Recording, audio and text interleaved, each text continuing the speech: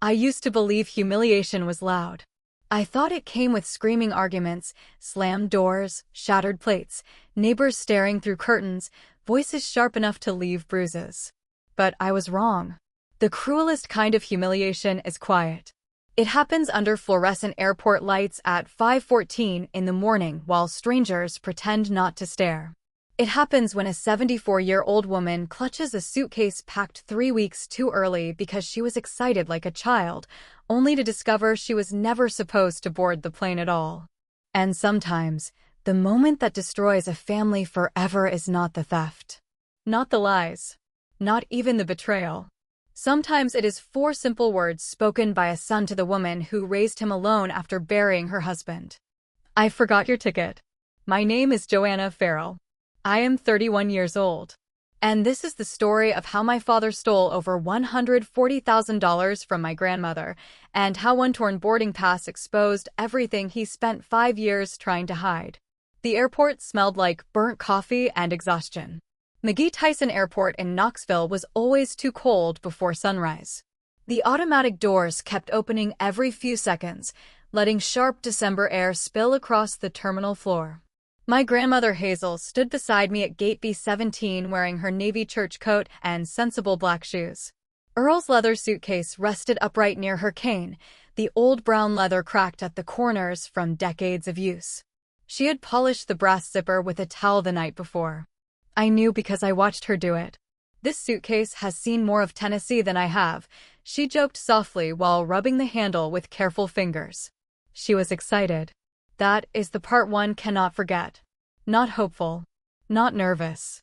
Excited. Like a woman about to step into the life she had postponed for everyone else. 11 members of our family moved around us in clusters. My father Richard stood near the counter checking passports. My Aunt Diane scrolled through restaurant reservations in Rome. My stepmother Brenda complained about the coffee. My cousins laughed over luggage weight limits. Everyone looked busy. Everyone looked normal.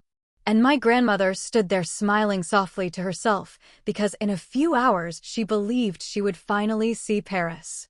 Her Paris. The city my grandfather Earl had promised her before lung cancer took him 18 years earlier. We'll go someday, Hayes, he used to tell her.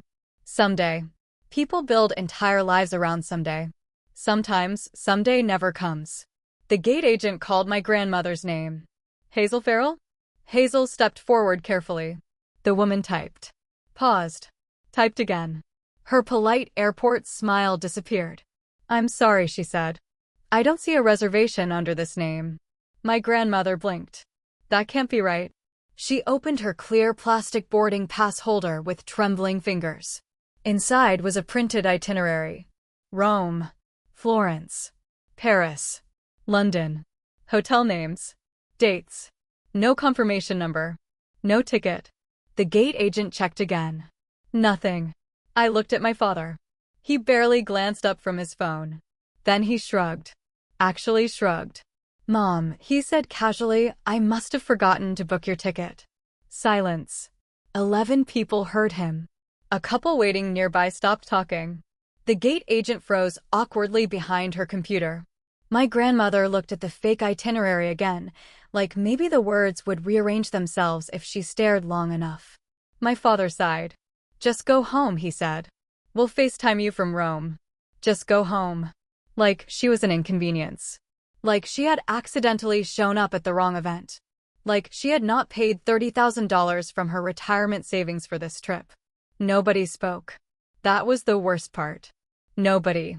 Not Diane. Not Brenda. Not my cousins. No one said. Wait.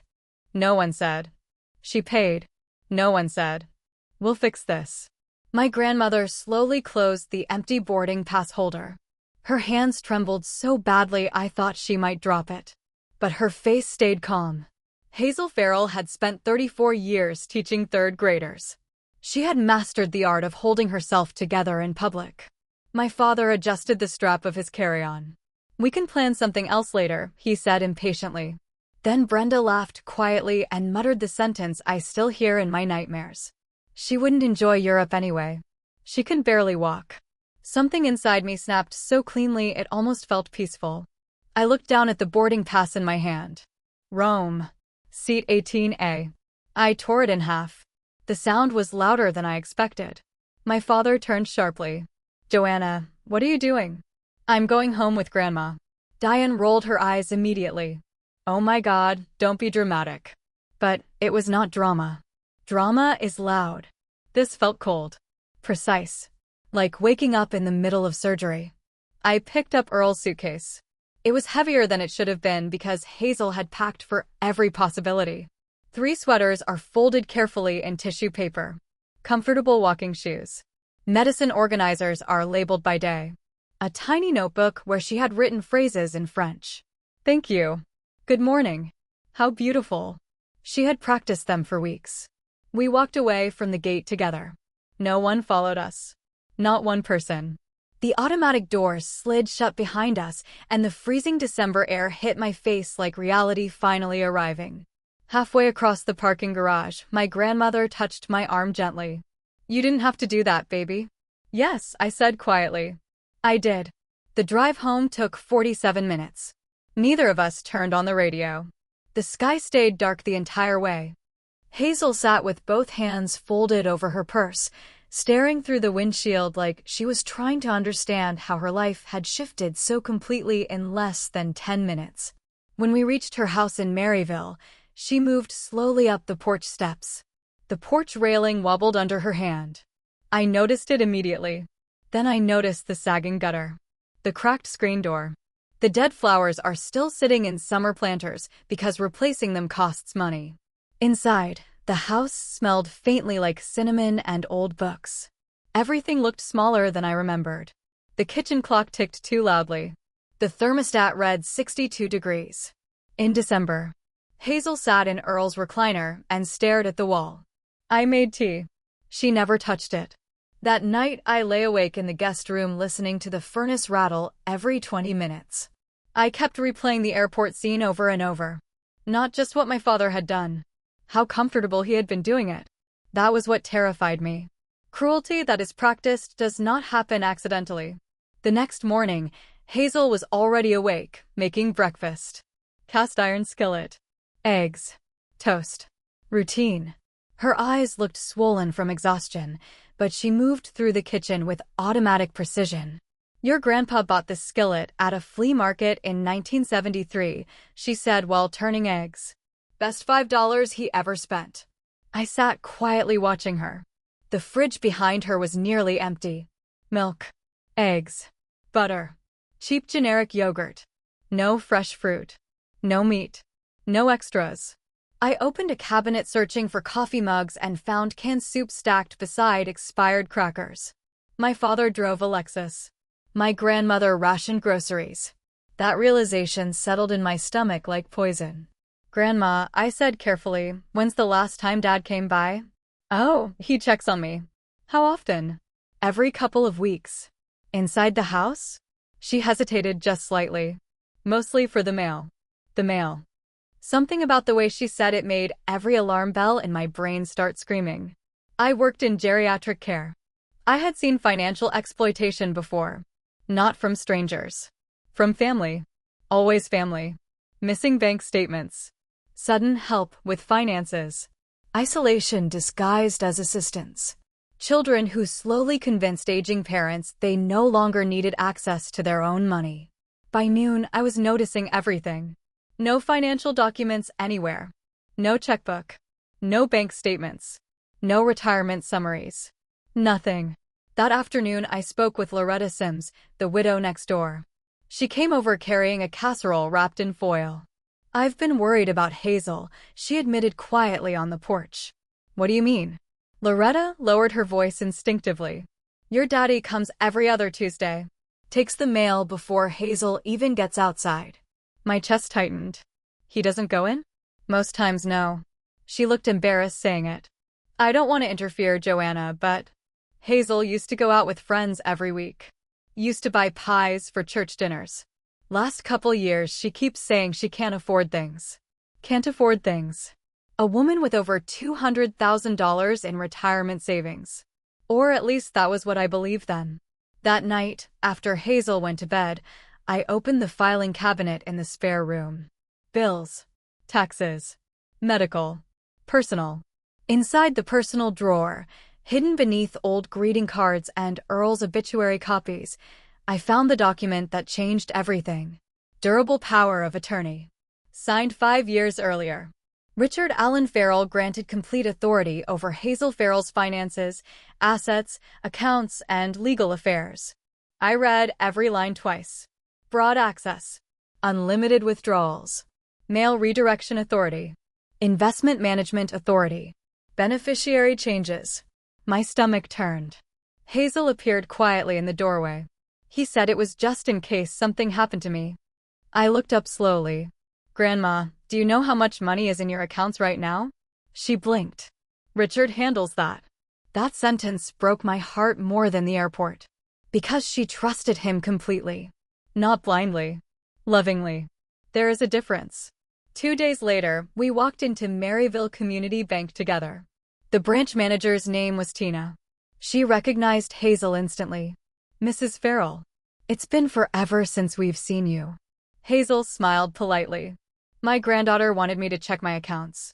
Tina's expression changed almost immediately once she opened the records. I watched professionalism battle discomfort across her face. Then she turned the monitor slowly toward us. Mrs. Farrell, your retirement account balance 5 years ago was approximately $212,000. Hazel nodded faintly. Yes. Tina swallowed.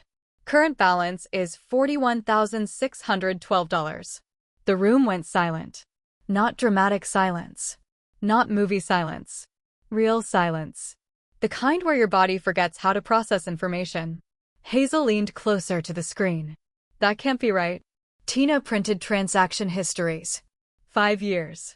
Withdrawal after withdrawal. 3,000. 5,000. 12,000 labeled home repairs. 8,000 labeled medical costs. 25,000 transferred to Diane. 30,000 labeled travel fund. Over $140,000 gone. Authorized by Richard Farrell. Every single transaction. Hazel sat completely still while reading the pages. No tears. No yelling. Just stillness. Sometimes devastation is too large for emotion at first. It becomes physical instead. Like your soul stepping out of your body because it cannot carry the weight all at once. On the drive home, Hazel stared out the passenger window. When we reached the house, she stood in the kitchen silently for several minutes.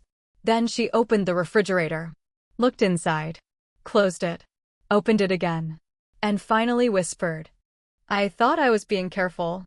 That sentence shattered me. Because she had been careful. 22 years of careful.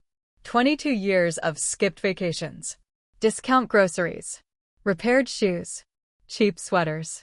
All while her son drained her future one withdrawal at a time. That night, she sat across from me at the kitchen table. The bank statements lay between us. Help me fix this, baby. Not destroy him. Not punish him. Fix this. That was Hazel.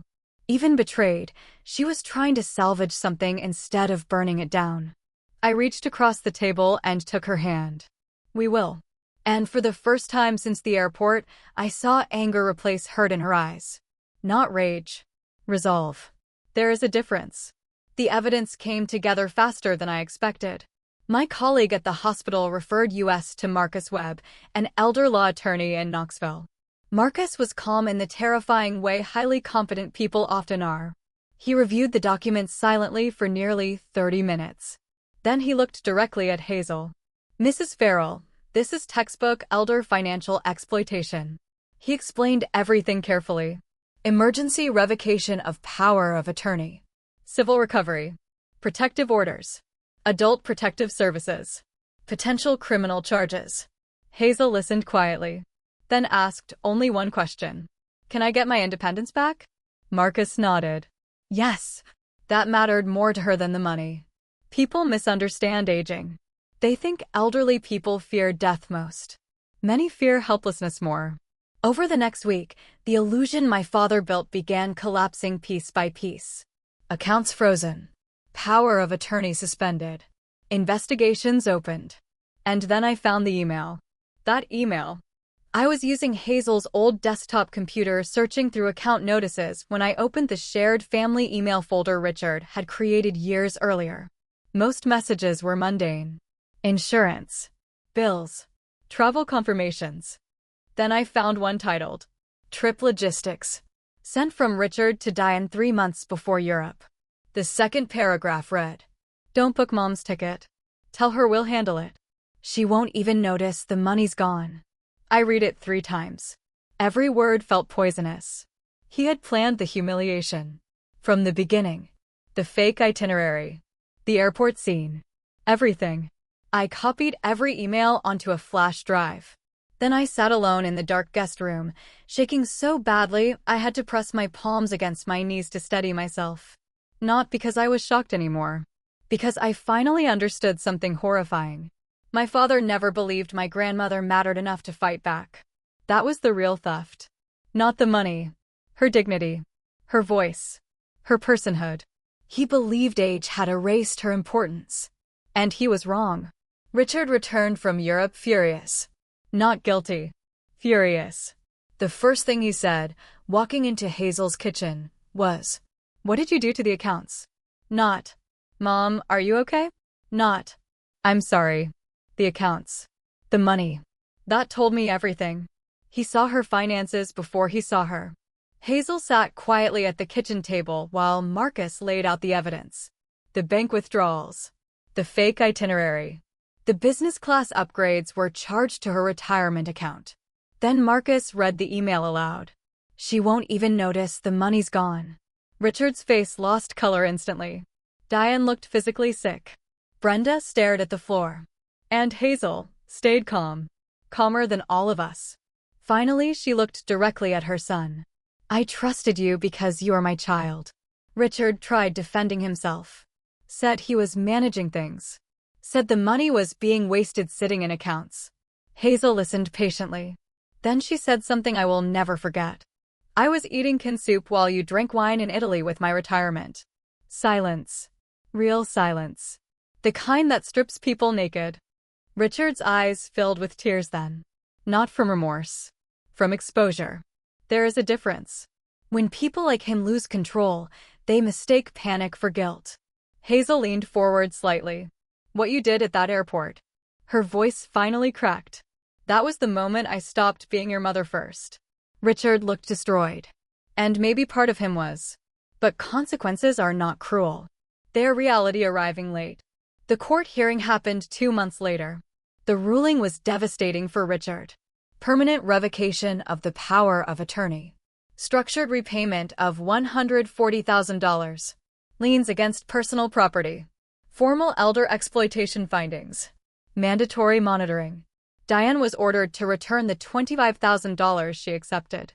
Hazel declined criminal prosecution. People asked me why. The answer was simple. She still loved her son. Love does not disappear just because trust does. That is what makes betrayal hurt so deeply. If strangers wound you, you recover. When family does it, part of you keeps searching for the version of them you thought existed. Richard sold his boat. Then his timeshare. Then moved into a smaller house outside Knoxville. We have not spoken in nearly a year. Sometimes I miss him. That is the truth nobody likes talking about. You can miss someone and still know they should not have access to your life. Grief is complicated that way. Diane mailed a cashier's check with no note attached. Just the money. As if repayment could exist without acknowledgement. Maybe guilt made words impossible. Maybe she simply did not know what to say. Some damage exists beyond language. Hazel changed after everything. At first, I worried the betrayal would hollow her out permanently.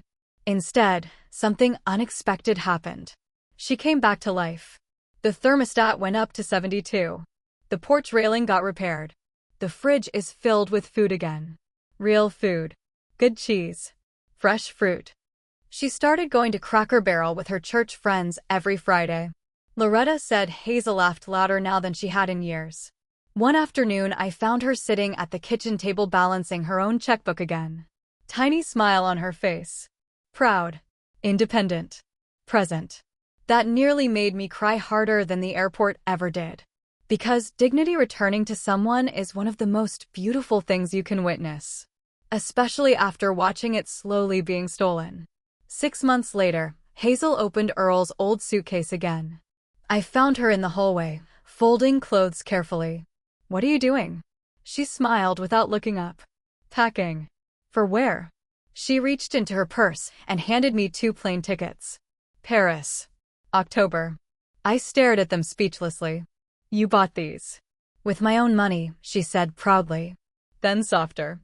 "I think Earl would be annoyed if I died before seeing the Eiffel Tower." I laughed so hard I cried. And suddenly she was laughing too. Real laughing. Bent over slightly. Hand on the counter. The kind of laughter that sounds like survival.